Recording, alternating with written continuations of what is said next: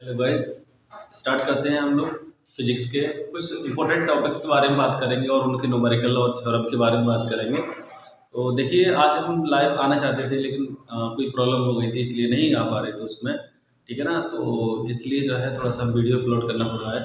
तो बस अब देखिए, इसमें पहले स्टार्ट करते हैं सर्कुलर मोशन से स्टार्ट करते हैं। एक वेक्टर का भी करेंगे, ठीक है ना, सारी चीज़ें करते चलेंगे, टेंशन नहीं लीजिए, ठीक है ना। जितना इंपॉर्टेंट रहेगा और उसके PYQ की एक वीडियो बनाएंगे, उसके PYQ भी कराना है, ठीक है ना। तो अब देखिए इसको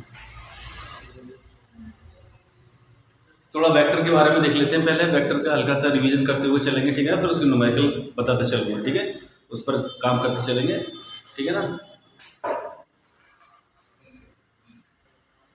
तो वेक्टर के स्टार्ट करते हैं। देखिए, वेक्टर में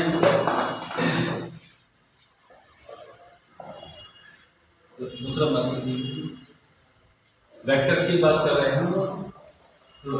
तो देखिए, वेक्टर में एडिशन की अलग दो वेक्टर है, बी और ये बी वेक्टर। ये वेक्टर है, चलिए इसका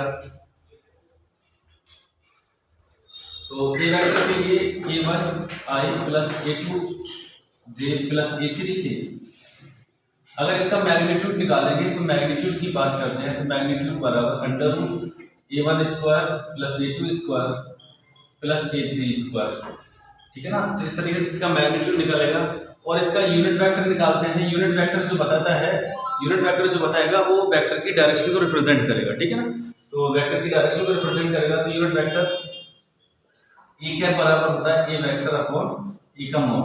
ये मॉड क्या होता है, इसका मैग्नीट्यूड होता है, ठीक है ना। इस तरीके से ये वेक्टर का बात याद रखनी है, ठीक है ना।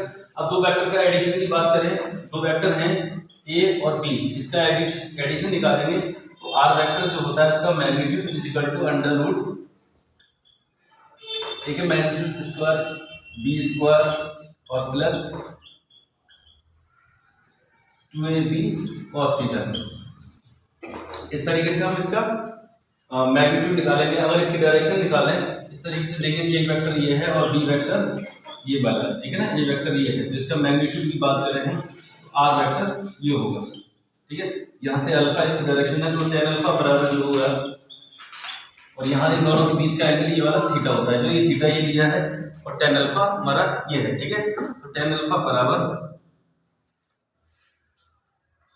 b sin थीटा अपॉन ए प्लस बी कॉस थीटा। इस फॉर्मूले से हम काम करेंगे, ठीक है ना। चलिए इस पे एक न्यूमेरिकल करते हैं, ठीक है ना। एक न्यूमेरिकल देखते हैं। देखिए, एक न्यूमेरिकल करते हैं तो a vector is equal to 3i plus 4j minus k। इस तरीके से दे रखा है, तो वेक्टर दे रखा है तो इसका मैग्नीट्यूड निकालेंगे।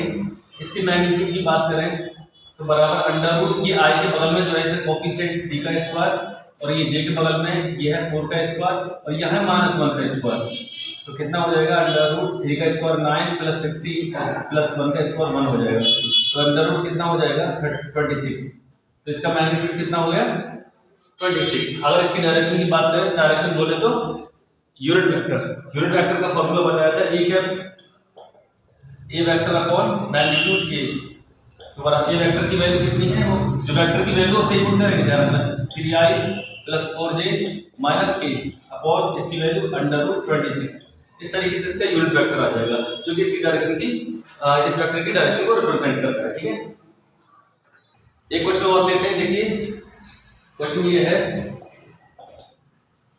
ए वेक्टर इसका मैग्नीट्यूड 3 दे रखा है और बी वेक्टर है उसका मैग्नीट्यूड 4 दे रखा है। इनके बीच का एंगल जो दे रखा है वो 30 दे रखा है, 60 ले लीजिए, चलिए 60 दे रखा है, ठीक है ना। तो इनका मैग्नीट्यूड पूछा है, इसका रिजल्टेंट का मैग्नीट्यूड पूछा है और डायरेक्शन पूछती है। तो किस तरीके से निकालेंगे, देखिए। तो फॉर्मूला बताया था आर वेक्टर का mod is equal to under root square plus 2 B cos theta. इनकी सबकी वैल्यू पुट कर देंगे यहाँ पर। 3 मॉड का 3 का स्क्वायर और ये बी का मॉड कितना है 4 का स्क्वायर प्लस 2 इंटू ए का मॉड 3 और बी का मॉड 4 और cos 60, ठीक है ना। तो 3 का स्क्वायर कितना 9 प्लस 16 प्लस 2 इंटू 3 4 12 और cos 60 की वैल्यू 1/2 से 2 कट जाएगा 25 प्लस 12 कितना हो जाएगा 37।